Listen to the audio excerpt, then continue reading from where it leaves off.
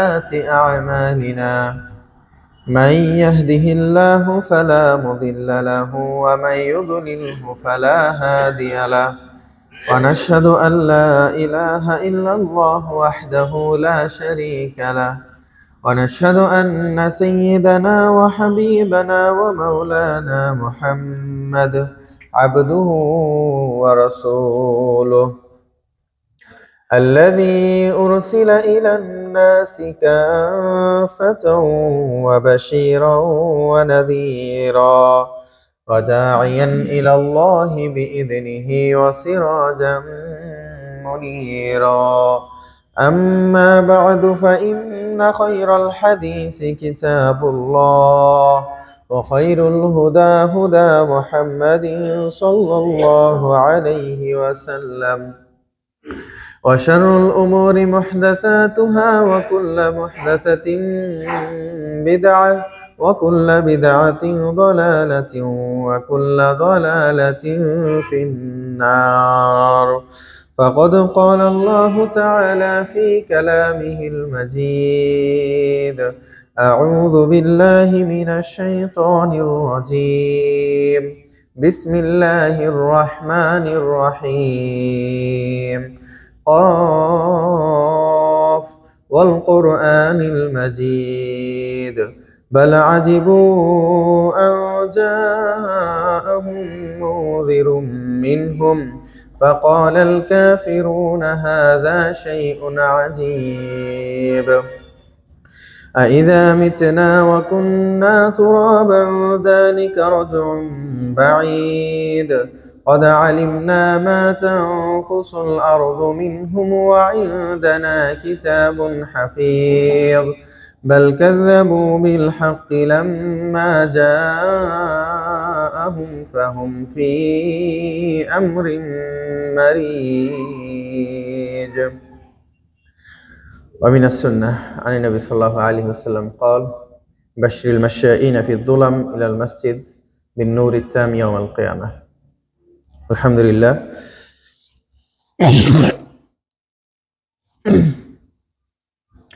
যাবতীয় প্রশংসার সমস্ত গুণগান সমস্ত তারিফ সিফাত এবং সানা আল্লাহ সুবহানাহু ওয়া তাআলার দরবারে পেশ করছি যে আল্লাহ তাআলা আমাদেরকে আজকের জুমার দিনে নির্ধারিত সময়ে মসজিদে উপবিষ্ট হওয়ার তৌফিক দান করেছেন। সে আল্লাহ তাআলার শুকরিয়া আদায় করার নিমিত্তে আমরা কালিমাতু শুকরিয়া পাঠ পড়ছি আলহামদুলিল্লাহ।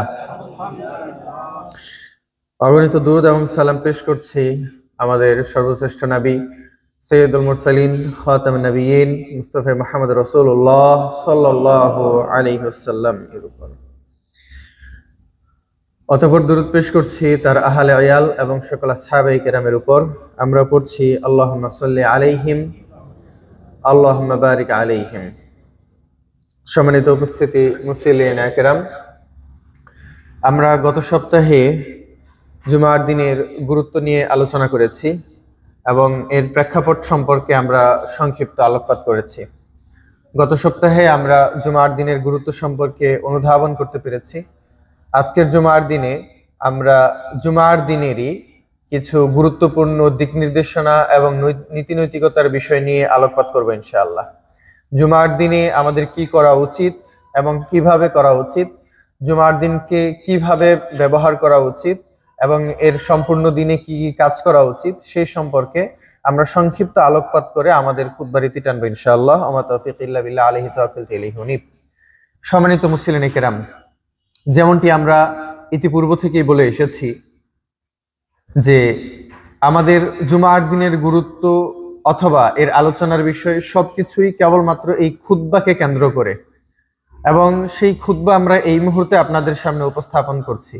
জুমার দিনের সকল কার্যাবলী সকল কিছু এই খুতবাকে কেন্দ্র করে, অর্থাৎ জুমার দিনের যত দায়িত্ব রয়েছে, জুমার দিনকে কেন্দ্র করে যত কর্তব্য রয়েছে, যত বর্জনীয় রয়েছে, যত করণীয় রয়েছে, সব কিছুর ম্যাক্সিমাম যদি তারকিজ বলি, আমরা কেন্দ্রবিন্দু বলি, তাহলে সেই কেন্দ্রবিন্দু হলো এই জুমার দিনের খুতবা। আপনারা অন্যান্য সময়ে অর্থাৎ জুমার দিন ছাড়া অন্যান্য দিনগুলোতে বাকি 6 দিন এই দুপুরের টাইমে কয় রাকাত ফরজ সালাত আদায় করেন? 4 রাকাত। কিন্তু জুমার দিনে আমরা সেই 4 রাকাতের পরিবর্তে কয় রাকাত আদায় করি? কেবল 2 রাকাত। তাহলে এই যে বাকি 2 রাকাত, সেই বাকি 2 রাকাত হলো এই জুমার খুতবা। ফরজ সালাতের ঠিক যেরকম গুরুত্ব রয়েছে, এই জুমার সালাতের এমনকি জুমার খুতবারও ঠিক ততটাই গুরুত্ব রয়েছে। এজন্য আল্লাহ রাসূল সাল্লাল্লাহু আলাইহি ওয়াসাল্লাম যত কিছু আমাদেরকে শুনিয়েছেন, আজকে আমরা সেই হাদিসগুলোই আপনাদের সামনে উল্লেখ করব। আপনারা তখন বুঝতে পারবেন যে এই জুমার দিনের সকল কার্যাবলীর মেইন লক্ষ্য হলো এই জুমার খুতবা, এছাড়া অন্য কিছুই না।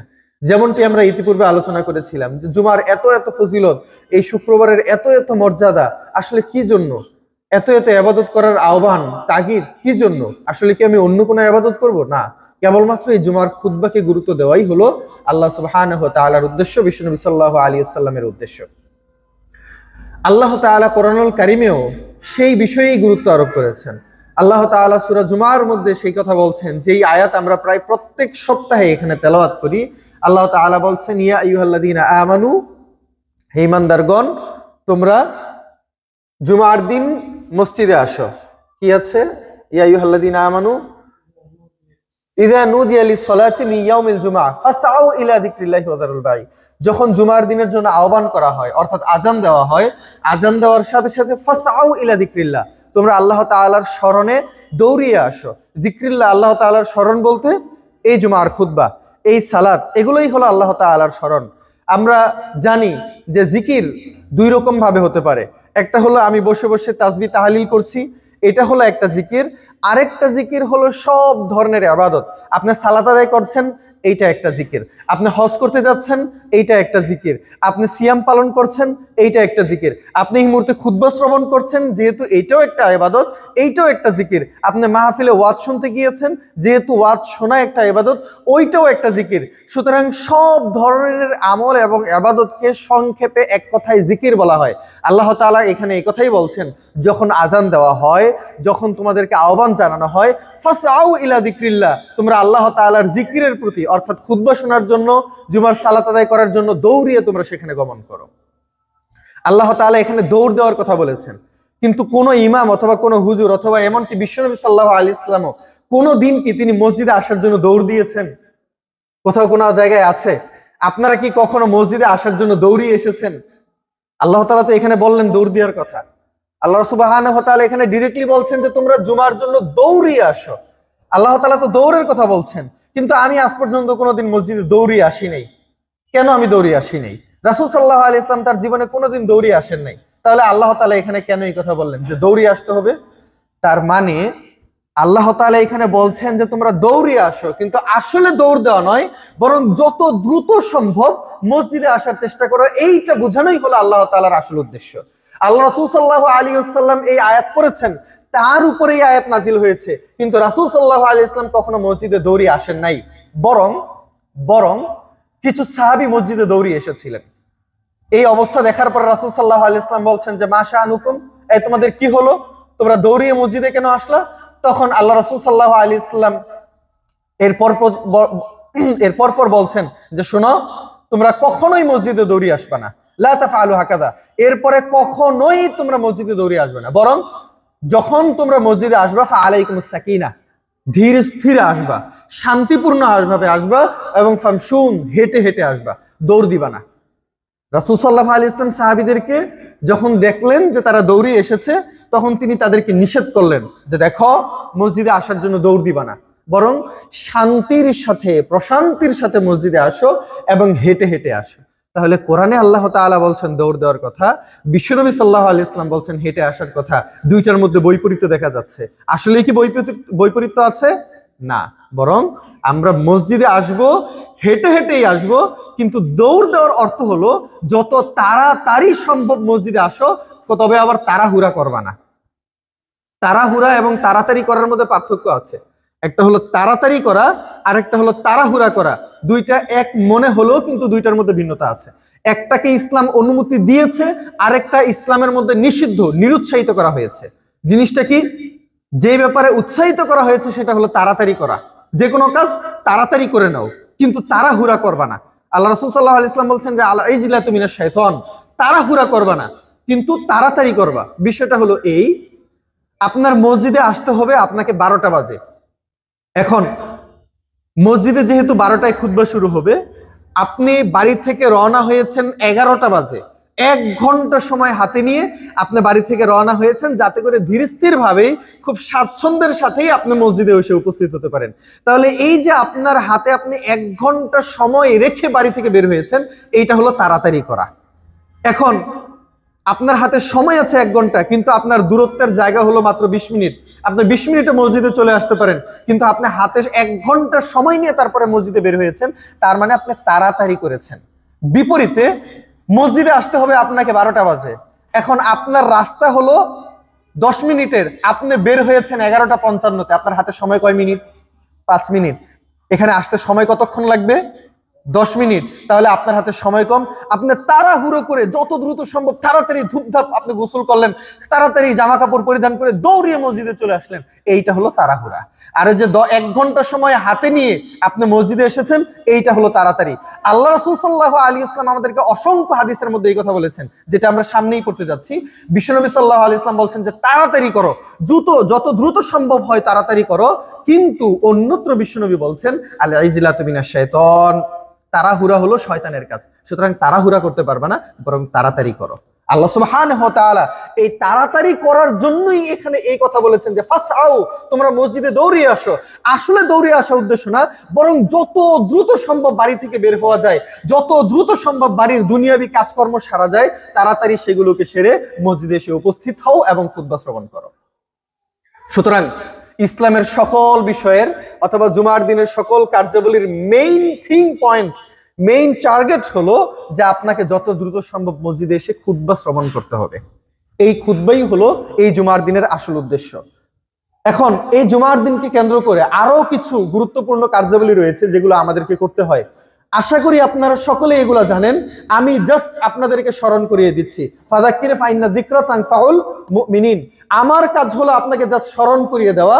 কারণ যদি আপনি ইমানদার হয়ে থাকেন, যদি আপনি মুসলিম হয়ে থাকেন, তাহলে আমার এই স্মরণ করিয়ে দেওয়াটাই আপনার জন্য কাজে লাগবে। এই জন্য আমি জাস্ট স্মরণ করিয়ে দিতে চাচ্ছি।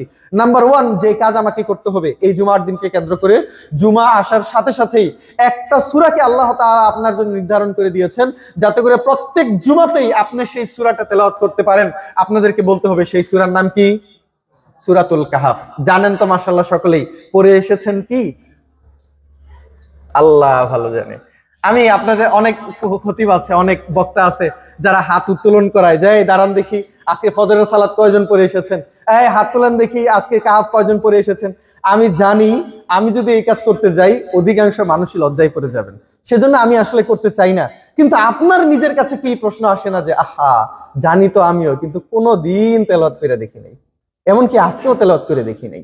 মসজিদে হয়তোবা নির্ধারিত সময়ের ভিতরে এসেছি, কিন্তু ফজরের সালাতও আজকে পর্যন্ত তেলাওয়াত আদায় করি নাই।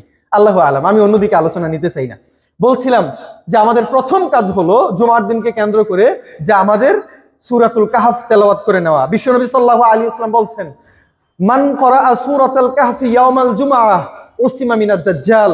বিশ্বনবী মুহাম্মদ রাসূলুল্লাহ সাল্লাল্লাহু আলাইহি ওয়াসাল্লাম বলছেন যেই ব্যক্তি জুমার দিনে সূরাতুল কাহফ তেলাওয়াত করবে, আল্লাহ তাআলা তাকে দাজ্জালের গজব এবং ফিতনা থেকে রক্ষা করবেন। আমি জানি না যে আমি দাজ্জালের ফিতনায় পড়ব কিনা, আমি জানি না আল্লাহ সুবহানাহু ওয়া তাআলা আমাকে সেই পর্যন্ত নিবেন কিনা। দাজ্জালের ফিতনায় যারা পড়বে তারা খুব ভয়াবহ অবস্থার ভিতরে পড়বে। আমরা এই দাজ্জালের আলোচনা লম্বা আপনাদের সামনে উপস্থাপন করেছি, দাজ্জাল কেমন হবে, কি ধরনের হবে, কিভাবে সে মানুষকে ফিতনায় ফেলবে।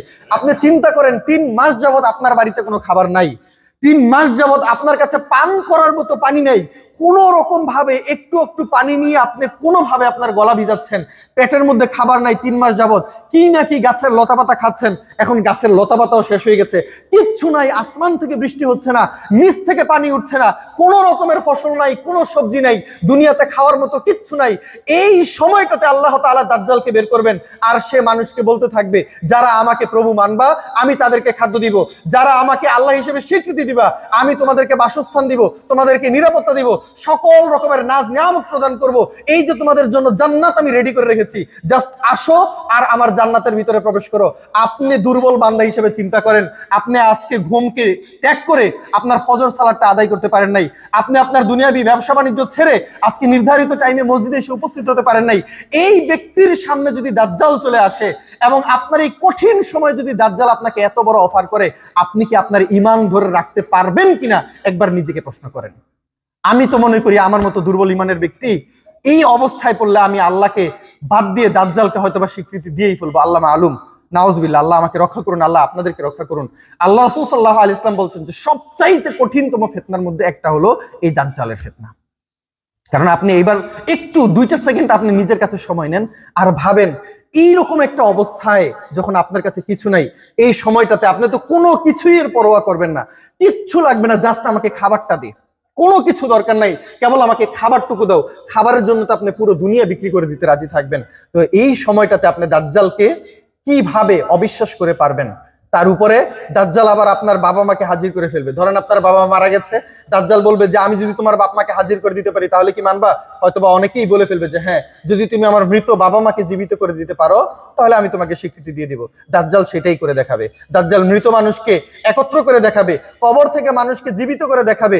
2 ভাগে বিভক্ত হয়ে যাও ওই যুবক, করাতের মাধ্যমে যাকে 2 ভাগে বিভক্ত করে ফেলা হয়েছে, দাজ্জালের ইশারায় এই 2টা খণ্ড আবার একত্রিত হয়ে এই যুবকের ভিতরে প্রাণ সঞ্চারিত হয়ে আবার সে জীবিত হয়ে উঠবে। আল্লাহ তাআলা এই নির্দিষ্ট কিছু সামর্থ্য এবং ক্ষমতা দাজ্জালের হাতে দিয়েছেন মানুষকে পরীক্ষা করার জন্য। তো আল্লাহ রাসূল সাল্লাল্লাহু আলাইহি ওয়াসাল্লামের বক্তব্য থেকে আমরা বুঝতেই পারি যে দাজ্জালের ফিতনা কত ভয়ানক হবে, কত মারাত্মক হবে। শক্তিশালী ঈমানদাররাও দাজ্জালের ফিতনায় পড়ে যাবে। আল্লাহ রাসূল সাল্লাল্লাহু আলাইহি ওয়াসাল্লাম এই জন্য বলছেন, বান্দা আমার উম্মত, যদি তোমরা দাজ্জালের ফিতনা থেকে বাঁচতে চাও, জানি না ওই টাইমটাতে তোমাদের কি অবস্থা হবে, কিন্তু তোমরা প্রতিনিয়ত প্রত্যেক সপ্তাহে জুমার দিনে অন্তত সূরা কাহফটা তেলাওয়াত করো। তাহলে দাজ্জালের ফিতনা থেকে বাঁচার প্রয়োজনীয়তা এবং গুরুত্ব আমাদের আছে না নাই? সুতরাং যদি আমার দাজ্জালের ফিতনা থেকে বাঁচার গুরুত্ব থাকে, এটাকে আমি গুরুত্বপূর্ণ মনে করি, আমার উচিত প্রত্যেক জুমাতে সূরাতুল কাহফ তেলাওয়াত করা। আমি যেন প্রত্যেক জুমার দিনে সূরাতুল কাহফ তেলাওয়াত করতে পারি। এবং আপনাদেরকে আমরা জানিয়েছি জুমার দিন শুরু হয় কখন? আগের দিনের মাগরিবের পর থেকেই জুমা শুরু হয়ে যায়। সুতরাং আপনি সময়কে কালক্ষেপণ না করে পরের দিন পড়বো অথবা শুক্রবারে মসজিদে এসে তারপর মসজিদে বসে সূরা কাহফ তেলাওয়াত করব, এইরকম কোনো বিলম্বতা করবেন না, প্রোক্রাস্টিনেট করবেন না, গড়িমসি করবেন না। বরং সময় হয়ে গেছে, আপনি দোকানে বসে আছেন, সব সময় তো আপনার দোকানে কাস্টমার থাকে না, আপনি বাড়িতে বসে আছেন, মোবাইলের ফেসবুকটা অফ করে দিয়ে আপনি কোরআনটা খুলে নিয়ে বসেন। কতক্ষণ সময় লাগবে সূরা কাহফটা তেলাওয়াত করতে? সর্বোচ্চ 20 মিনিট, তার চাইতে বেশি তো নয়। তাহলে আপনি 24 ঘন্টার মধ্যে মাত্র 20 মিনিট প্রদান করতে পারবেন না আল্লাহকে, কেবলমাত্র জাহান্নামের আযাব থেকে নিজেকে রক্ষা করার জন্য, কেবলমাত্র দাজ্জালের ফিতনা থেকে নিজেকে রক্ষা করার জন্য। আল্লাহ সুবহানাহু ওয়া তাআলা আমাদেরকে সেই তৌফিক দান করুন, আল্লাহুম্মা আমিন। সম্মানিত মুসলিম কেরাম, বলছিলাম জুমার দিনের সর্বপ্রথম কাজ হলো আমার যে আমি সূরাতুল কাহফ তেলাওয়াত করব। তার পাশাপাশি আপনাদের যেই দৈনন্দিন যেই কাজগুলো রয়েছে, অর্থাৎ মানুষের ফিতরাত অর্থাৎ স্বভাবজাত বৈশিষ্ট্যের মধ্যে যেগুলো রয়েছে, সেগুলো আমরা বৃহস্পতিবার রাতে অথবা শুক্রবারে আমরা করে নিতে পারি। যেমন নখ কাটা অথবা গোফ কাটা, চুল কাটা ইত্যাদি যাবতীয় এই ছোটখাটো কাজগুলো আমরা জুমার দিনে করে নিতে পারি। এক্ষেত্রে এটা সুন্দর হয়ে যাবে এবং ইসলামের সুন্নত বিধি মোতাবেকই হয়ে থাকবে ইনশাআল্লাহ। এরপরে যে কাজ হবে আমাদের জুমার দিনকে কেন্দ্র করে, সেটি হলো আমার মসজিদে আসাকে কেন্দ্র করে। আল্লাহ রাসূল সাল্লাল্লাহু আলাইহি ওয়াসাল্লামের একটি হাদিস সবচেয়ে বেশি আশাব্যঞ্জক এবং এই হাদিসটা আমার কাছে খুবই প্রিয় এবং হয়তোবা এজন্য প্রিয় যে এই হাদিসটা আমি আমার নিজের জন্য বাস্তবায়ন করতে পারি না, হয়তোবা এই কারণে আমার কাছে প্রিয়, কিন্তু আমি জানি না এই হাদিসটা আমার কাছে অত্যন্ত প্রিয় এবং আমি এই হাদিসটা খুব পছন্দ করি। আপনাদেরও হয়তো অনেকের জানার কথা, আল্লাহ রাসূল সাল্লাল্লাহু আলাইহি ওয়াসাল্লাম জুমার দিনের কিছু গুরুত্বপূর্ণ কার্যাবলী আমাদেরকে জানাচ্ছেন। বিশ্বনবী সাল্লাল্লাহু আলাইহি ওয়াসাল্লাম বলছেন, মান গাসসালা ইয়াউমাল জুমআতি ওয়াক্তাসাল, যে ব্যক্তি জুমার দিনে গোসল করবে, মাথা ধুবে, তার শরীর ধৌত করবে, ফরজ গোসলের মতো ফরজ গোসল করাটা সবচেয়ে বেশি উত্তম।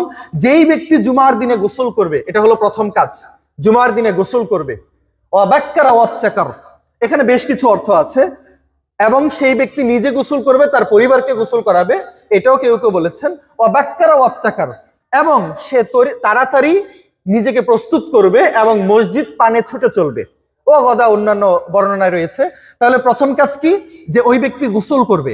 দ্বিতীয় কাজ কি?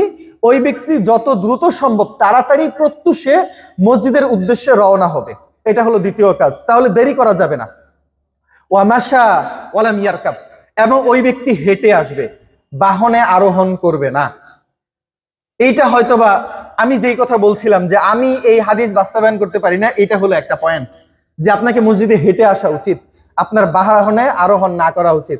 এখন আমি ঢাকা থেকে এখানে হেঁটে আসবো, এটা আমার জন্য খুবই টাফ। আমি জানি না আমার জন্য সম্ভব কিনা, হয়তোবা সম্ভব না সেখান থেকে হেঁটে আসা। এই জন্য আমি এই হাদিসটা আমার জন্য খুবই কষ্টবোধ করি যে আমি নিজে এই হাদিসটা বাস্তবায়ন করতে পারছি না। এটার মর্যাদার কথা যদি আপনারা শুনেন তাহলে অবাক হয়ে যাবেন। আল্লাহ রাসূল সাল্লাল্লাহু আলাইহি ওয়াসাল্লাম এখানে হেঁটে আসার কথা বলেছেন। মসজিদে হেঁটে আসা যে কতটা গুরুত্বপূর্ণ এটা আল্লাহ সুবহানাহু ওয়া তাআলা নিজেই ভালো জানেন।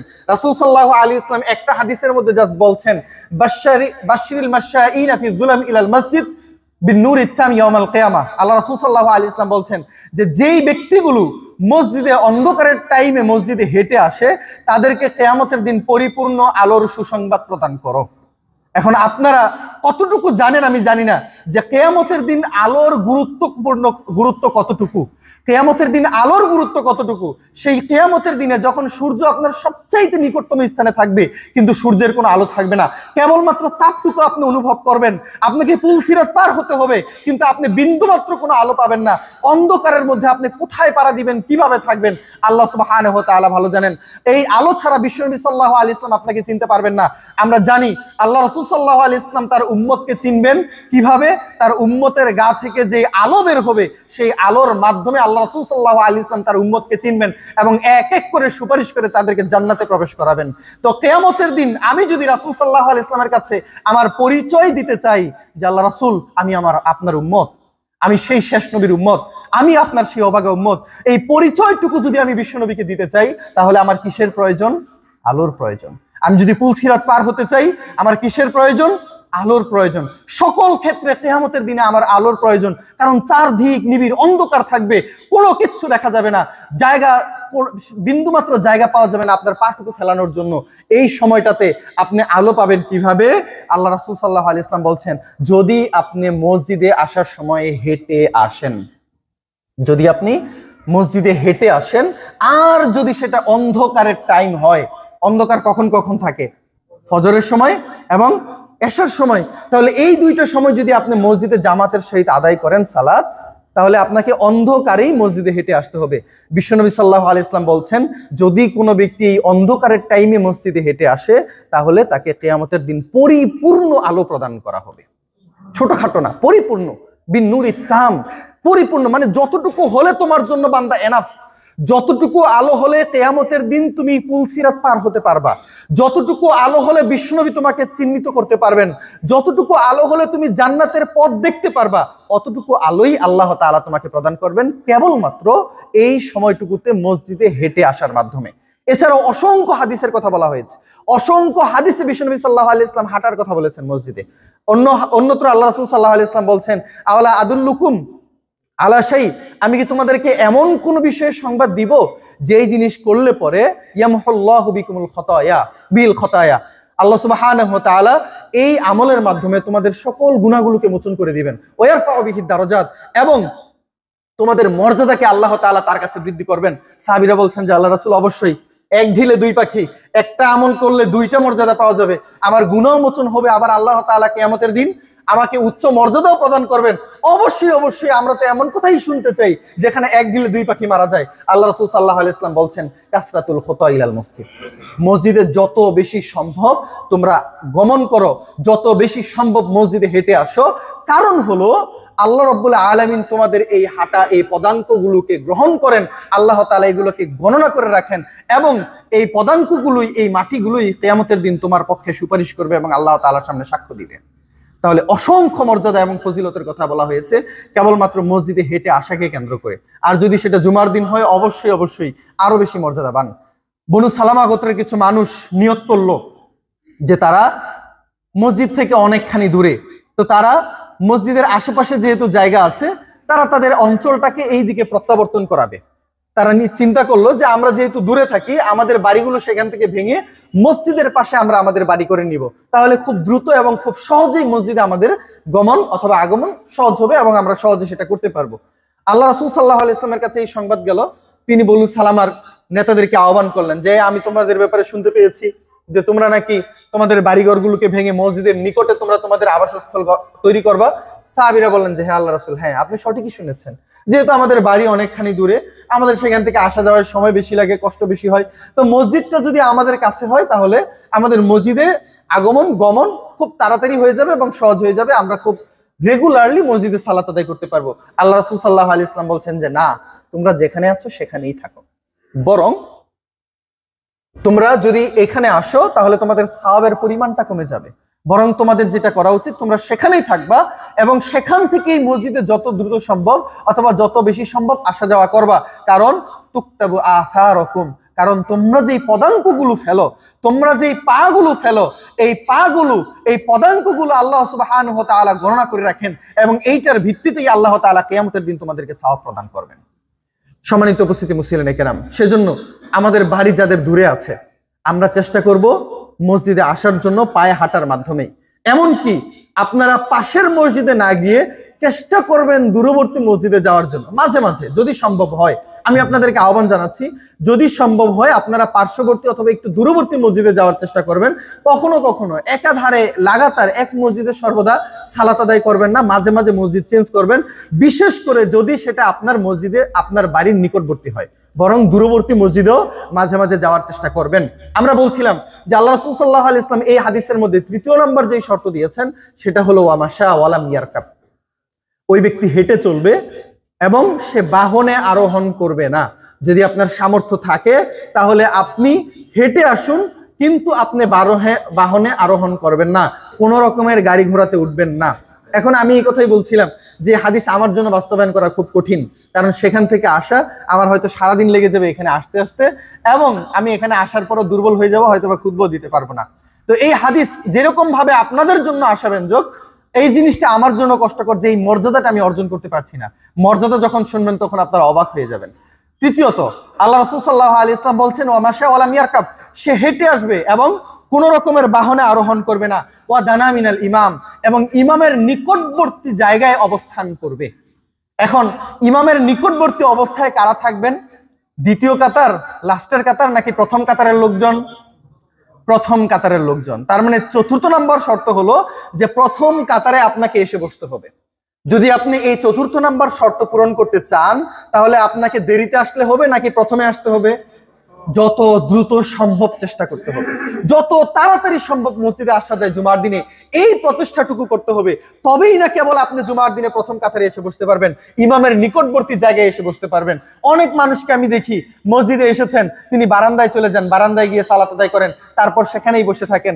একদম যখন আমরা খুতবা শেষ করে সালাতে দাঁড়াবো তখন তিনি হয়তোবা দাঁড়িয়ে যান এবং একে করে সামনে আসতে থাকেন। এই ভুলটুকু কখনোই করবেন না। যেহেতু আপনি জুমার দিনে মসজিদে এসেছেন, যেহেতু আপনি এখানে সওয়াব কামাই করার জন্য এসেছেন, নাকি অন্য কোনো নিয়ত আছে? যদি আপনার নিয়ত থাকে যে সর্বোচ্চ যত পরিমাণ বেশি সম্ভব আমি সওয়াব কামাই করব, তাহলে আপনার টার্গেট হবে যত সামনে বসা যায়, যত সামনে সারিতে দাঁড়ানো যায়, ওইটা হবে আপনার টার্গেট। যদি আমি প্রথম কাতার মিসও করি, অন্তত দ্বিতীয় কাতারের জন্য আমার জায়গাটা থাকে। আর যদি আমি দ্বিতীয় কাতারও মিস করি, অন্তত তৃতীয় কাতারের জন্য আমার জায়গাটা থাকে। কিন্তু আপনি আগে থেকেই নিয়ত করে এসেছেন যে আপনি মসজিদের বারান্দায় সালাত আদায় করবেন, তাহলে আমি দুঃখিত, আপনার জন্য সেই সওয়াবের ঘোষণা আমি করতে পারছি না। সম্মানিত উপস্থিতি মুসলিম কেরাম, রাসূল সাল্লাল্লাহু আলাইহি ওয়াসাল্লাম বলছেন ওয়া দানা মিনাল ইমাম, এবং ইমামের নিকটবর্তী যত কাছে বসা যায় সে বসবে। ওয়াস্তামা, এবং মনোযোগ সহকারে খুতবা শ্রবণ করবে। আমি বলবো অনেক মুসল্লিরাই এই 4 শর্ত পূরণ করে ফেলেন, কিন্তু এই 5ম নাম্বার শর্তে এসে তিনি ধরা খেয়ে যান। আমি এমন অনেক ছেলেদেরকে দেখেছি যারা হেফজখানায় ভর্তি হয়েছে, 20 পারা 20 পারা 25 পারা পর্যন্ত মুখস্থ করেছে, কিন্তু শেষ পর্যায়ে এসে সে প্রতিষ্ঠান ছেড়ে দিয়েছে, সম্পূর্ণ কোরআন মুখস্থ করতে পারে নাই।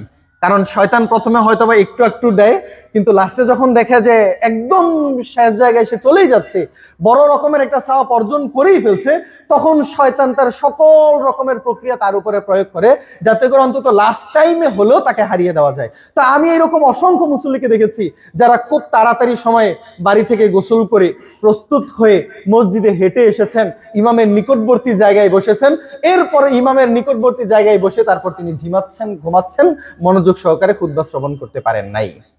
তিনি তীরে এসে তার তরি ডুবিয়ে দিয়েছেন।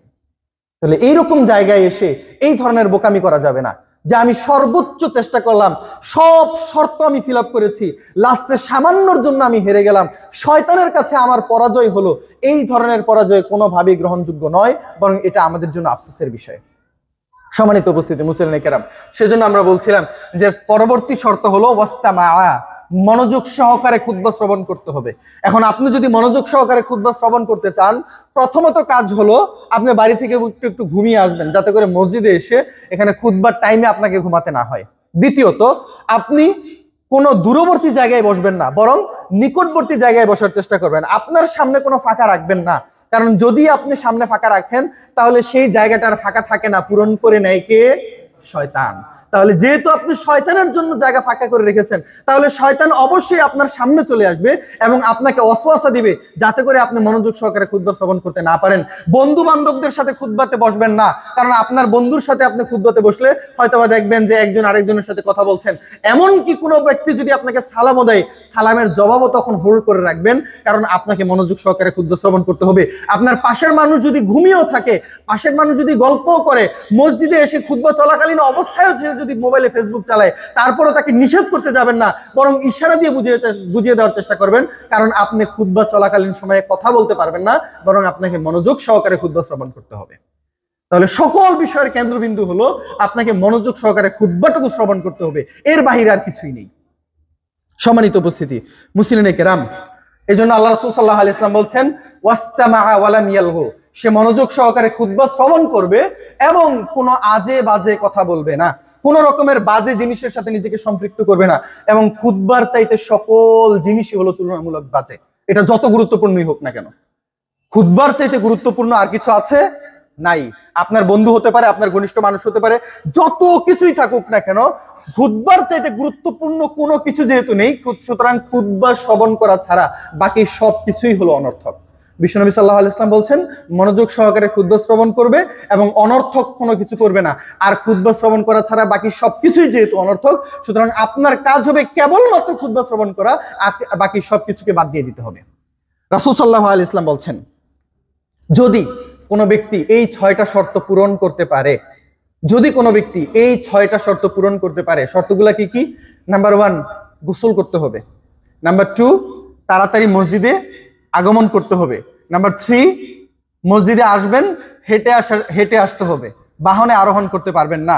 নাম্বার 4, মসজিদে আসবেন, ইমামের নিকটবর্তী জায়গায় বসবেন, অর্থাৎ প্রথম কাতারে বসবেন। এবং নাম্বার 5 হলো আপনি মনোযোগ সহকারে খুতবা শ্রবণ করবেন। এবং নাম্বার 6 হলো অনর্থক জিনিসের সাথে নিজেকে জড়াতে পারবেন না।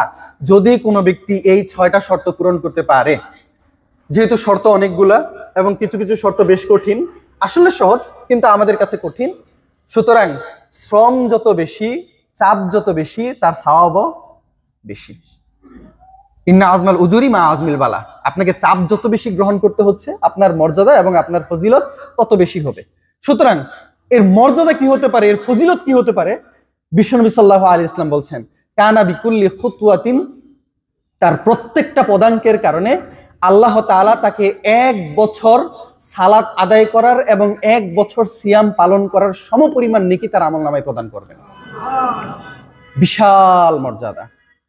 আপনি মসজিদে আজকে আসার জন্য, ধরেন আপনার বাড়ি যদি এই যে রাস্তার ওপারেও হয়, তাহলে ওখান থেকে মসজিদে আসার জন্য অন্তত পক্ষে তো আপনাকে 50 পা ফেলতে হয়েছে, 50 পা তো অন্তত লেগেছে। আর যাদের বাড়ি আরেকটু দূরে তাদের আরো বেশি, যাদের বাড়ি আরো দূরে তাদেরটা আরো বেশি। তাহলে আমি রেগুলারলি ধরলাম, এভারেজ গড়ে আপনি 100টা পা ফেলে এসেছেন মসজিদে।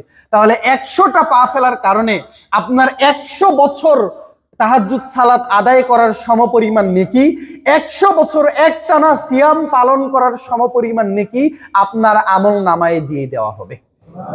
এখন আপনি আমাকে বলেন যে আপনার এই নিশ্চয়তা আছে কিনা যে আপনি 100 বছর বাঁচবেন?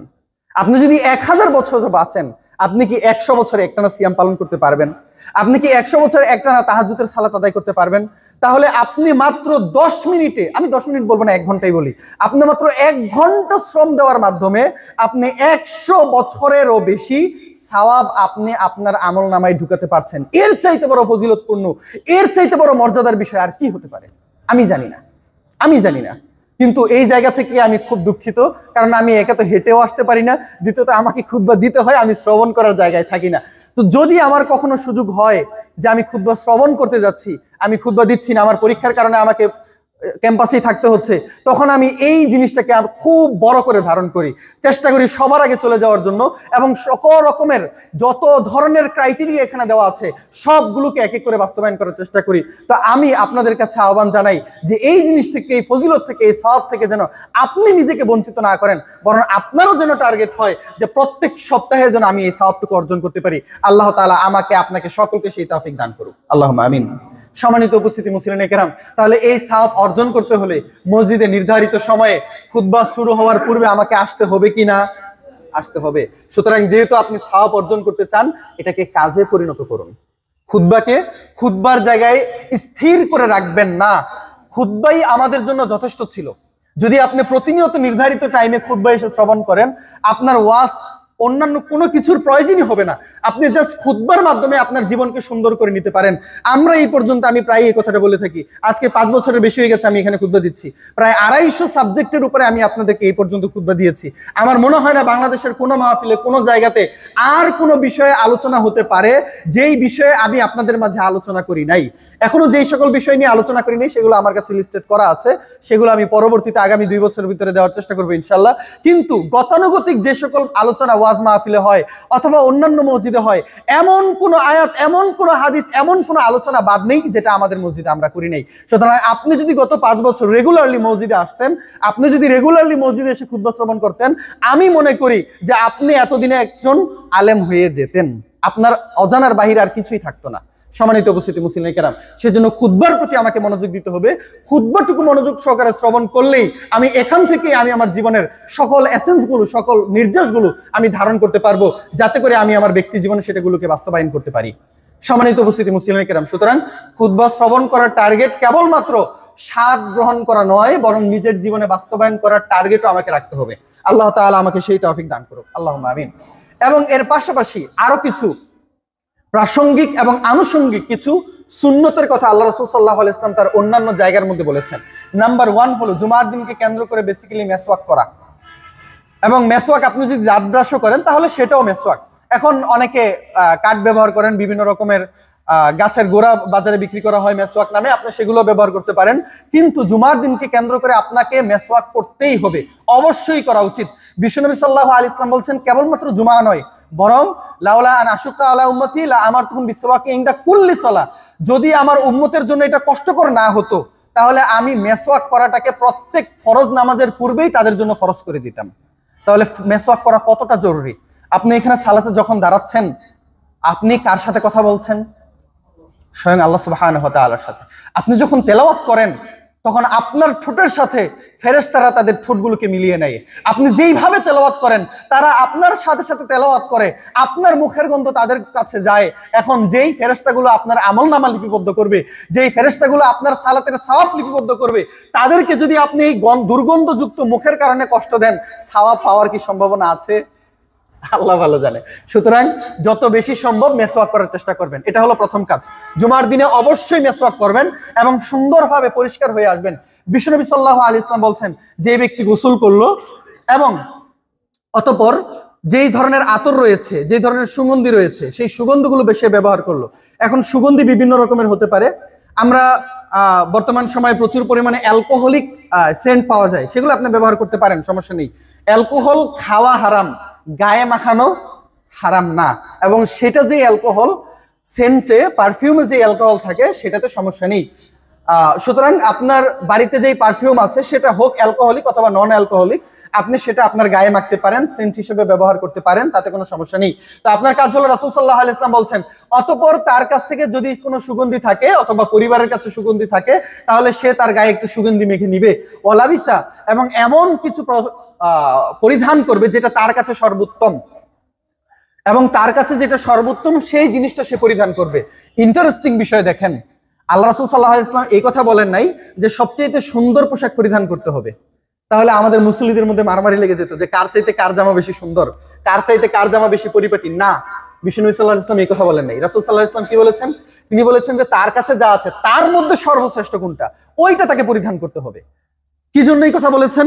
কারণ তিনি আপনার কাছ থেকে দেখতে চাচ্ছেন যে আল্লাহ তাআলা তো জুমার দিনকে গুরুত্ব দেন, আল্লাহ তাআলা তো এই জুমার খুতবাকে গুরুত্ব দেন, কিন্তু আপনি কতটুকু গুরুত্ব দেন ওইটা আল্লাহ সুবহানাহু ওয়া তাআলা দেখতে চান। সাপোজ আপনার কাছে একটা আহ্বান আসলো যে প্রধানমন্ত্রী অথবা চিফ অ্যাডভাইজারের সাথে আপনাকে কথা বলতে হবে, অথবা খুব গুরুত্বপূর্ণ ব্যক্তির সাথে আপনাকে যোগাযোগ করতে হবে, এই মুহূর্তে তার সাথে সাক্ষাৎ করতে হবে। এই সময় আপনি কি করবেন? আপনার গায়ে যা জামা আছে, যে অবস্থা আছে, আপনি সেটা নিয়ে কি সাথে সাথে তার কাছে দৌড় দিবেন? না, বরং আপনি আপনার ড্রয়ার খুলবেন, একটা একটা করে চেক করবেন যে আরে এটা সুন্দর, না এটার চাইতে এই জামাটা বেশি সুন্দর, আর এটার চাইতে এই জামাটা বেশি সুন্দর। সুতরাং আপনি বাছাই করে সবচাইতে সুন্দর জামাটা পরিধান করবেন, কারণ আপনি যার কাছে যাচ্ছেন এই লোকটা আপনার কাছে খুবই গুরুত্বপূর্ণ এবং মহামূল্যবান। আল্লাহ সুবহানাহু ওয়া তাআলা তার ঈমানদার বান্দাদের কাছ থেকে দেখতে চান যে আল্লাহ তাআলা যেই জুমার দিনকে গুরুত্ব দিয়েছেন, আল্লাহ তাআলা যেই জুমাকে মর্যাদা দিয়েছেন, তার বান্দা, তার ওই বান্দাটা তার ওই জুমার দিনকে গুরুত্ব দেয় কিনা ওইটা চেক করার জন্যই আল্লাহ তাআলা বলছেন যে তুমি ঠিক যেরকম ভাবে তোমার পছন্দনীয় ব্যক্তির কাছে যাওয়ার টাইমে তোমার সবচাইতে সুন্দর জামাটা পরিধান করো, আমি আল্লাহ সুবহানাহু ওয়া তাআলার কাছে সবচাইতে গুরুত্বপূর্ণ দিন হলো জুমা। সুতরাং এই জুমার দিনে আসতে হলো তোমার সবচাইতে সুন্দরতম জামাটাই পরিধান করে আসতে হবে। কিন্তু আপনি সারাদিন বাজার করলেন, বাজারের দোকানের বিভিন্ন রকমের ময়লা জিনিস আপনার গায়ের মধ্যে লেগে আছে, সেগুলো নিয়েই আপনি মসজিদে দৌড়ে আসলেন। এই ধরনের বিষয় আল্লাহ রাসূল সাল্লাল্লাহু আলাইহি ওয়াসাল্লাম পছন্দ করেন নাই। ইন্নাল্লাহা তাইয়্যিব ইউহিব্বুত তাইয়্যিব, আল্লাহ তাআলা পবিত্র, তিনি সুন্দর, তিনি পরিপাটি সুন্দর পবিত্র জিনিসগুলোকে পছন্দ করেন। সুতরাং সম্মানিত উপস্থিতি মুসলিমে কেরাম, আমাদের উচিত হবে যে আমরা সুন্দরতম পোশাকগুলো পরিধান করে মসজিদে আসার চেষ্টা করব ইনশাআল্লাহ। আল্লাহ তাআলা আমাদেরকে তৌফিক দান করুক, আল্লাহুম্মা আমিন। বিশ্বনবী সাল্লাল্লাহু আলাইহি ওয়াসাল্লাম বলছেন, সে বাড়ি থেকে গোসল করলো, তার গায়ে আতর মাখালো, অতঃপর সে মেসওয়াক করলো, সুন্দরভাবে সুন্দর সুন্দর পোশাক পরিধান করলো, মসজিদে আসলো, খুতবা শ্রবণ করলো, তাহলে আল্লাহ সুবহানাহু ওয়া তাআলা তার গত সপ্তাহের জুমা এবং এই সপ্তাহের জুমা, এই পুরো 7 দিনের মধ্যে যত গুনাহ সেই ব্যক্তি করেছে আল্লাহ তাআলা তার সকল গুনাহগুলোকে মোচন করে দিবেন। তাহলে আমরা ইতিপূর্বে বলেছিলাম যে আল জুমাআতু ইলাল জুমা কাফারাতুল লিমা বাইনাহুমা। গত সপ্তাহে আপনি জুমার সালাত আদায় করেছেন, এই সপ্তাহে আপনি জুমার সালাত আদায় করেছেন, অটোমেটিকলি আপনার মাঝখানের গুনাহ মাফ হয়ে যাবে? না, বরং এই ক্রাইটেরিয়াগুলোকে পূরণ করলেই তবে আপনার এক সপ্তাহের গুনাহগুলোকে ক্ষমা হয়ে যাবে। সুতরাং সম্মানিত উপস্থিতি মুসলিমে কেরাম, এমন কেউ কি আছেন যিনি গত এক সপ্তাহের মধ্যে কোনো রকমের পাপের সাথে জড়িত হন নাই, কোনো রকমের গুনাহ করেন নাই? আছেন এমন কেউ? নাই, আমিও হয়তো নাই। তাহলে আমি গুনাহগার, আপনি গুনাহগার। এই এক সপ্তাহের গুনাহ যদি আমাকে মোচন করাতে হয়, তাহলে এই জুমার দিনের এই সুন্নতগুলো আদায় করার গুরুত্ব আছে না নাই? সম্মানিত উপস্থিতি মুসলিমে কেরাম, আমাদের উচিত হবে আল্লাহ সুবহানাহু ওয়া তাআলা যেন আমাদেরকে এই সুযোগ দান করেন, আল্লাহ তাআলা যেন আমাদেরকে এই মর্যাদা দান করেন, এই সক্ষমতা দান করেন, যাতে করে আমরা এই সুন্নতগুলোকে আদায় করতে পারি। আল্লাহ তাআলা আমাদের সকলকে সেই তৌফিক দান করুক, আল্লাহুম্মা আমিন।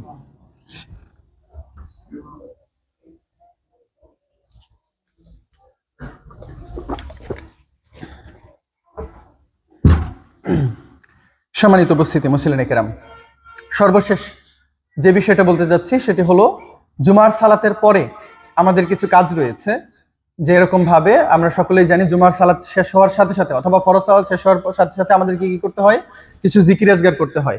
জিকির আজগারের পরে আমরা সুন্নত সালাত আদায় করি। এটা খুবই গুরুত্বপূর্ণ জুমার দিনের জন্য। আমি খুব সংক্ষিপ্তভাবে বলে দিচ্ছি। এখন সুন্নত আপনি কিভাবে আদায় করবেন, কয় রাকাত আদায় করবেন? রাসূল সাল্লাল্লাহু আলাইহি ওয়াসাল্লাম বলছেন যে যদি আপনি সুন্নত আদায় করেন মসজিদে, তাহলে আপনি সুন্নত আদায় করবেন 4 রাকাত। বিস্তারিত বলা সম্ভব হচ্ছে না, সুতরাং আমরা ডিরেক্টলি ফতোয়া বলে দিচ্ছি। আপনি 4 রাকাত মসজিদে সুন্নত আদায় করবেন। একসাথে একটা না আদায় করতে পারেন, তবে সুন্দর হলো 2 রাকাত করে সালাত আদায় করা। এখন যদি আপনি মসজিদে সালাত আদায় না করেন, আপনি বাড়িতে চলে যান, তাহলে আপনি আদায় করবেন 2 রাকাত। যদি মসজিদে আদায় করেন তাহলে কয় রাকাত? 4 রাকাত। বাড়িতে গেলে 2 রাকাত। কথা হলো বাড়িতে গেলে 2 রাকাত কেন, মসজিদে 4 রাকাত কেন? তার কারণ হিসাবে ওলামায়ে কেরাম বলছেন যে সে বাড়িতে যেতে যেতে আপনি হয়তো বা নিয়ত করবেন যে মসজিদে কেন 2 রাকাত আদায় করবো, তার চাইতে ভালো বাড়িতে গিয়ে 4 রাকাত কেন আদায় করবো, তার চাইতে ভালো বাড়িতে গিয়ে 2 রাকাত আদায় করি। কিন্তু আপনি দেখবেন যে আপনি মসজিদ থেকে বের হয়ে গেছেন ঠিকই, বাড়িতে যেতে যেতে ওই রাস্তার মধ্যে শয়তান আপনাকে এমন ভাবে অ্যাটাক করবে যে আপনি বাড়িতে যাওয়ার পরে 2 রাকাত না একবার সুবহানাল্লাহ বলারও মানসিকতা খুঁজে পাবেন না। এটা হলো শয়তানের অ্যাটাক। তো আপনি যদি এই শয়তানের অ্যাটাককে পরোয়া না করে বরং তাকে হারিয়ে দিয়ে যদি আপনি বাড়িতে 2 রাকাত আদায় করতে পারেন, আমি আপনাকে গ্যারান্টি দিচ্ছি মসজিদে 4 রাকাত আদায় করার চাইতেও বেশি সওয়াব পাবেন আপনি বাড়িতে 2 রাকাত আদায় করতে পারলে। কারণ বাড়িতে আদায় করা বেশি সওয়াবের কাজ। আপনি সুন্নত বা নফল কোন জায়গায় আদায় করলে সওয়াব বেশি? বাড়িতে। তাহলে আপনি মসজিদে 4 রাকাতের চাইতেও বেশি সওয়াব পাবেন যদি আপনি বাড়িতে সালাত আদায় করেন। কিন্তু আমার জানা নেই এমন কোন ব্যক্তি এখানে আছেন কিনা যিনি এখান থেকে বাড়িতে গিয়ে তারপর 2 রাকাত আদায় করতে পারবেন। যে লোকগুলো খুতবা শেষ হওয়ার সাথে সাথে মসজিদ থেকে বের হয়ে যায়, তার তাড়াহুড়া আছে বলে মসজিদ থেকে বের হয়ে বন্ধু বান্ধব সেখানে গল্প করে ঘন্টার পর ঘন্টা, সেটাতে সমস্যা নেই। কিন্তু মসজিদ থেকে বের হয়ে যায়, তার 4 রাকাত সালাত আদায় করার সময় এবং সুযোগ হয় না। এই ধরনের লোকগুলো বাড়িতে গিয়ে 2 রাকাত সালাত আদায় করবে বলে আমার বিশ্বাস হয় না। যদি আপনি থাকেন exceptional, you are the exceptional person, I will always appreciate you. কিন্তু আমার মনে হয় না এই ধরনের ব্যক্তি আছে। সুতরাং আমি আপনাদেরকে আহ্বান জানাবো যে আপনারা মসজিদ থেকেই 4 রাকাত সালাত আদায় করে যাবেন। আল্লাহ সুবহানাহু ওয়া তাআলা আমাদের সকলকে সেই তৌফিক দান করুক। আল্লাহুম্মা আমিন। ইন্নাল হামদুলিল্লাহ নাহমাদুহু ওয়া নাস্তাঈনুহু ওয়া নাস্তাগফিরুহ ওয়া নু'মিনু বিহি ওয়া নাতাওয়াক্কালু আলাইহি ওয়া নাউযু বিল্লাহি মিন শুরুরি আনফুসিনা ওয়া মিন সাইয়্যাতি আ'মালিনা may yahdihillahu fala mudilla lahu wa may yudlilhu fala hadiya lahu wa nashhadu an la ilaha illallah wa nashhadu anna muhammadan abduhu wa rasuluhu amma ba'd fa inna khayral hadithi kitabullah wa khairul huda huda muhammadin sallallahu alaihi wasallam wa sharral umuri muhdatsatuha wa kullu muhdatsatin bid'ah wa kullu bid'atin dhalalah wa kullu dhalalatin fin nar faqad qala